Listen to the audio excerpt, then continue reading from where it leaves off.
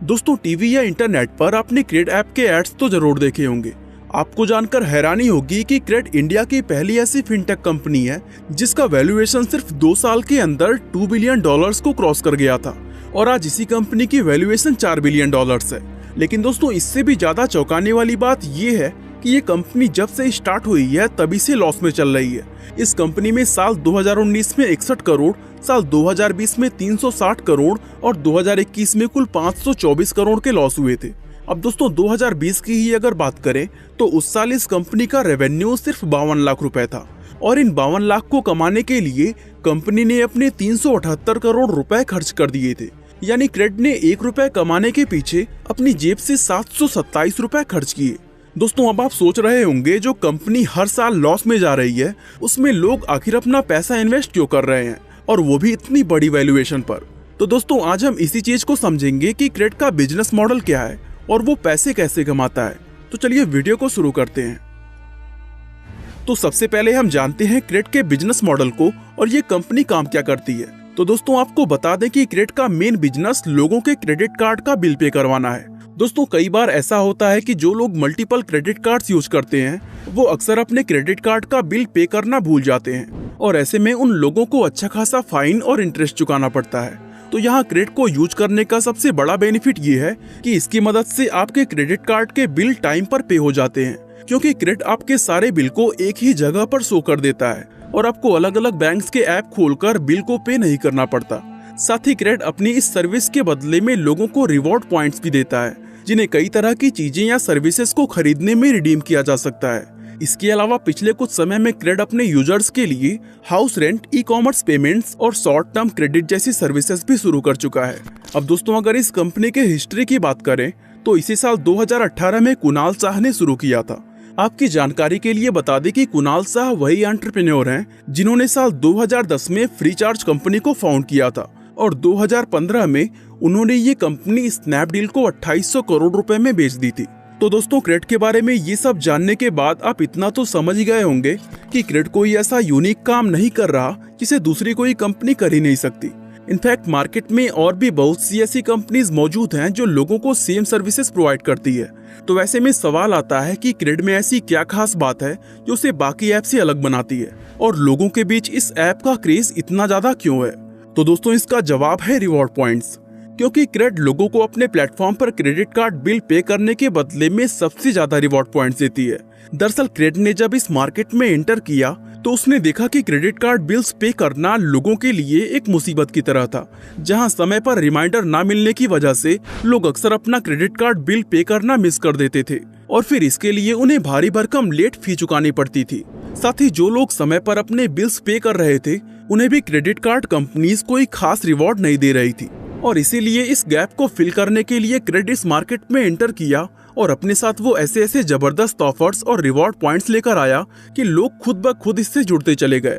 दोस्तों crate app की सबसे बड़ी खासियत ये है कि आज एक बार जब कोई यूजर इसे यूज कर लेता है तो फिर वो इस प्लेटफॉर्म का आदी हो जाता है और यही वजह है कि इतने कम समय में क्रेड का यूजर बेस 7.5 मिलियन के आंकड़े को क्रॉस कर चुका है। अब दोस्तों बहुत से लोगों के मन में ये सवाल आया होगा कि अगर क्रेड इस तरह रिवॉर्ड पॉइंट्स देकर इतना बड़ा यूजर बेस बना सकता है तो यही काम दूसरी कंपनीज क्यों नहीं कर सकती। तो दोस्तों आपको बता दें कि क्रेड के इस बिजनेस मॉडल को फॉलो करना सभी के बस की बात नहीं है, क्योंकि पिछले 3 सालों से क्रेड अपने सभी यूजर्स को रिवॉर्ड पॉइंट्स के रूप में अपनी खुद की जेब से पैसे दे रहा है। जैसा कि हमने आपको वीडियो की शुरुआत में बताया भी था कि 2020 में क्रेड ने 1 रुपया कमाने के लिए 727 रुपए खर्च किए थे और यही वजह है कि ये कंपनी हर साल इतने ज्यादा लॉस में नजर आती है। अब नेक्स्ट क्वेश्चन आता है कि क्रेड अगर लगातार लॉस में चल रही है तो लोग इसमें पैसा क्यों इन्वेस्ट कर रहे हैं और वो भी इतनी जबरदस्त वैल्यूएशन पर। तो दोस्तों इसका सीधा सीधा जवाब है कुणाल शाह, क्योंकि कुणाल शाह एक बेहद फेमस और हाई प्रोफाइल एंटरप्रेन्योर हैं जिन पर हर कोई भरोसा करता है। आपको जानकर हैरानी होगी कि उन्होंने क्रेड ऐप को लॉन्च करने से पहले ही इसके लिए 220 करोड़ की फंडिंग जुटा ली थी। दोस्तों ये बात इन्वेस्टर्स को भी पता है कि क्रेड जो अभी फिलहाल लॉस में नजर आ रहा है वो आगे जाकर उन्हें अच्छा खासा प्रॉफिट देगा, क्योंकि कुणाल क्रेड के अंदर जो कुछ भी कर रहे हैं वो आने वाले 5 से 10 सालों को सोचकर कर रहे हैं। दोस्तों अब आप सोच रहे होंगे कि 5 साल के बाद कुणाल ऐसा क्या करेंगे कि इन्वेस्टर्स इतना बड़ा रिस्क लेने को तैयार हो गए। तो इसके लिए हमें क्रेड का रेवेन्यू मॉडल और इस कंपनी के फ्यूचर प्लानिंग को समझना होगा। दोस्तों फिलहाल की अगर बात करें तो इस समय क्रेड मेनली 4 अलग अलग तरीकों से पैसा कमाती है और इसमें सबसे पहला तरीका है क्रेड कैश। दरअसल क्रेड ने देखा कि कन्वेंशनल तरीके से बैंक जाकर लोन लेना लोगों के लिए एक बहुत बड़ा सरदर्द है, जहां छोटा सा लोन लेने के लिए लोगों को ना जाने कितने तरह के प्रूफ्स और डॉक्यूमेंट्स बैंक में सबमिट करने पड़ते हैं। और फिर इसी प्रॉब्लम को सॉल्व करने के लिए क्रेड ने अपनी instant credit line CRED cash को लॉन्च कर दिया, जिसके जरिए क्रेड यूजर्स इंस्टेंटली बिना कोई पेपर वर्क किए और बिना किसी हिडन चार्जेस के बेहद आसानी से पर्सनल लोन ले सकते हैं। दरअसल दोस्तों क्रेड का ये क्राइटेरिया है कि उनके प्लेटफॉर्म पर सिर्फ वही लोग आ सकते हैं जिनका क्रेडिट स्कोर 750 या उससे ज्यादा है, और 750 से ज्यादा क्रेडिट स्कोर सिर्फ उन्हीं लोगों का होता है जो अपने बिल्स और इंस्टॉलमेंट्स टाइम पर पे कर देते हैं। यानी क्रेड को ये अच्छी तरह मालूम है कि उनके प्लेटफॉर्म पर जितने भी लोग मौजूद हैं उनमें से कोई भी डिफॉल्ट नहीं करने वाला है, और दोस्तों इसीलिए क्रेड उन्हें इतनी आसानी से इंस्टेंट लोन दे देता है। इसके अलावा क्रेड के रेवेन्यू जनरेट करने का दूसरा तरीका है रेंट पे फीचर। जैसा कि आप इसके नाम से ही समझ गए होंगे कि क्रेड के इस फीचर का इस्तेमाल करके लोग अपने घर का रेंट डायरेक्टली अपने क्रेडिट कार्ड से पे कर सकते हैं, जहां इसके बदले में क्रेड 1 से 1.5% तक का ट्रांजैक्शन फी चार्ज करता है। इसके अलावा दोस्तों क्रेड ने अलग अलग ब्रांड्स के साथ पार्टनरशिप भी किया हुआ है, और ये इसके रेवेन्यू जनरेशन का तीसरा तरीका है।